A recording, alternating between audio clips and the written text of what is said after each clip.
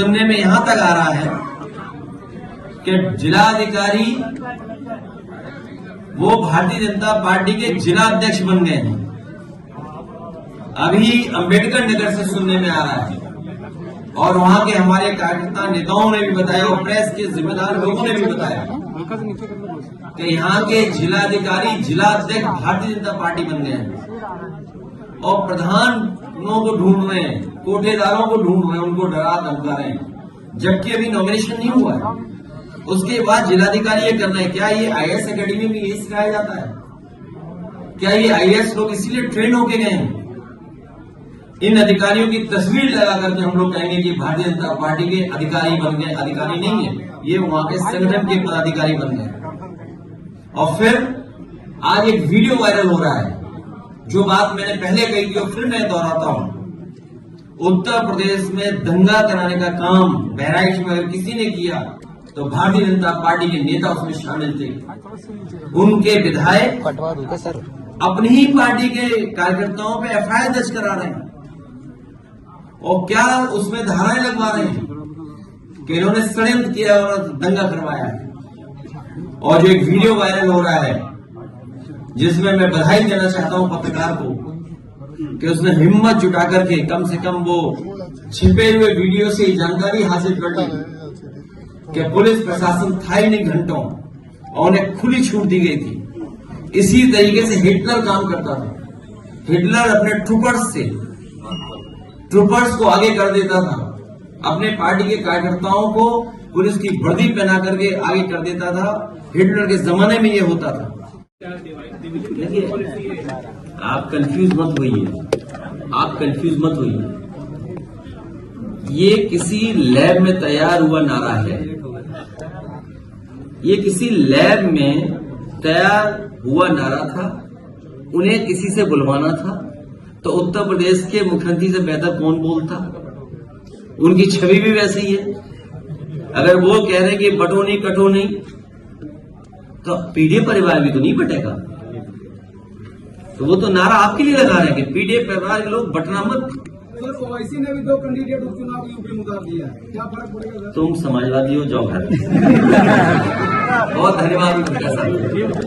इस सरकार बनने के बाद सबसे पहले वो डीजीपी बने थे।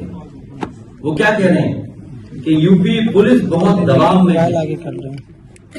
यूपी पुलिस बहुत दबाव में है, निष्पक्ष कार्रवाई नहीं कर पा रही है। दंगाई पर कार्रवाई करने पर उन्हें सस्पेंड कर दिया जाता है।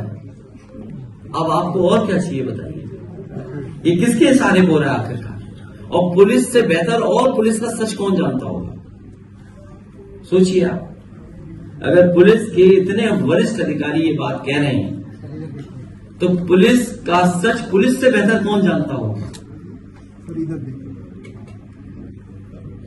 और भाजपाइयों ने तो लगता है पुलिस के हथकड़ी लगा दी है। भाजपाइयों ने पुलिस पर भी हथकड़ियां लगा दी हैं। इतना दबाव में पुलिस है। समाज के महत्वपूर्ण प्रतिष्ठित लोग आए हुए हैं, मैं उनको बधाई देना चाहता हूं और साथ ही साथ जो सांसद चुने गए हैं उनके लिए बहुत बहुत बधाई और बहुत बहुत मुबारकबाद देने हम सब लोग बैठ करके बधाइयां दे रहे हैं एक दूसरे को। और हमें उम्मीद है आने वाले समय में ये पीडीए की लड़ाई को और मजबूत बनाने का काम करेंगे। जिस तरीके से सामाजिक और राजनीतिक रूप से भारतीय जनता पार्टी ने धोखा दिया है, हर समाज के लोग ये समझ गए हैं कि भारतीय जनता पार्टी पीडीए परिवार की दुश्मन है। और ये चुनाव में भी हम लोगों को देखने को मिल गया। बीएलओ का हटाना, अधिकारियों का हटाना, पुलिस सिपाहियों के नाम पता जानकारी करना, फिर जात के आधार पर हटाना, जात के आधार पर निर्देश देना और फिर अपने अधिकारियों की गुपचुप बैठक करना। और बड़े बड़े अधिकारी जो लखनऊ में बैठते हैं उन्होंने बाकायदा बैठक करके रणनीति बनाई है कि भारतीय जनता पार्टी को कैसे जिताएं, समाजवादियों को कैसे हराएं। लेकिन पीडीए परिवार के लोग सब एकजुट हो गए हैं। इस बार कितना भी ये साजिश कर लें, षड्यंत्र कर लें, कितनी भी रणनीति बना लें, लेकिन ये कामयाब नहीं होंगे। बेटियों के साथ अन्याय हो रहा है और बेटियों के साथ साथ इतना कानून व्यवस्था जीरो हो गई है कि बताइए पुलिस के साथ ही घटना हो जा रही है। सुनने में आ रहा है कि कानपुर में पुलिस की महिला कांस्टेबल या कोई पदाधिकारी थी, कांस्टेबल, उसके साथ ही घटना हुई है। सोचो, पुलिस के साथ घटना हो गई है और उसी शहर कानपुर में पुलिस के यहां पकड़े गए कितने 25 लाख रुपए। और याद कीजिए पहले चांदी पकड़ी गई थी, आज पैसे पकड़े गए। पूरा पुलिस चला रही है सरकार को। ये स्थिति पैदा हुई है, केवल एक जिले में नहीं, हर जिले में ये स्थिति है। जांच करनी होगी। देखिए, उन बातों में बार बार मत जाओ जो अनकॉन्स्टिट्यूशनल है, जो नियम के विरुद्ध है। जहां हत्या हुई है वहां वो जांच का विषय बनता है। सर, इसी पर नई एडवाइजरी आज जारी हुई है, पुलिस विभाग ने जारी की है कि जहां जहां भी एनकाउंटर्स होंगे वहां पर वीडियोग्राफी होगी, डॉक्टर्स के पैनल चेक करेंगे, वहां पर जाके फॉरेंसिक टीम जाएगी। इसको किस तरीके से? ये सब किसके अधिकारी होंगे? जब बीजेपी की नियति साफ नहीं है, आप न्याय कैसे दोगे?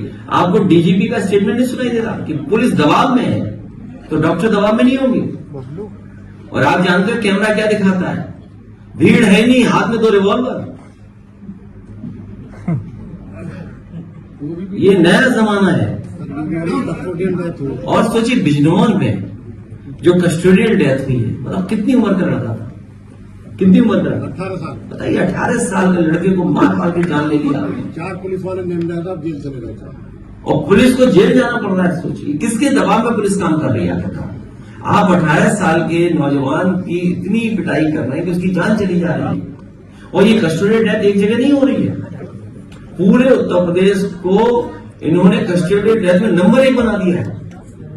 कस्टोडियल डेथ में नंबर 1 है, फेक इनकाउंटर से नंबर 1 है। और देखिए क्या है, कानून क्या कहता है, इनका संविधान क्या कहता है।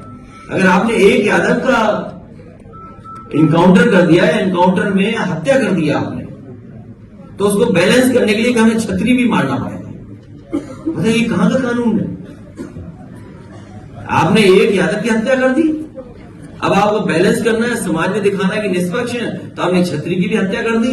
और उसके पिताजी घर वालों से कहा कि नहीं, ये तो विपक्ष की वजह से हत्या हुई है। सोचिए आप।